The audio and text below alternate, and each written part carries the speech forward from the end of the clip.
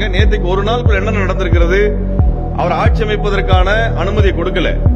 அதே நேரத்தில் money laundering case PMLA வழக்கு திரு விஜய் மேல ஏவப்பட்டிருக்கிறது. அந்த வழக்கு கொண்டு வரப்பட்டிருக்கிறது.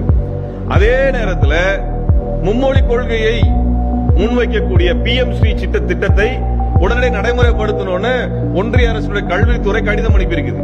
நான் கேட்கிறேன், இங்க ஒரு ஆட்சி அமையல, மக்களாட்சி அமையாதப்ப இத்தனை நெருக்கடி பிஜேபி காரன் கொடுக்கிறான்.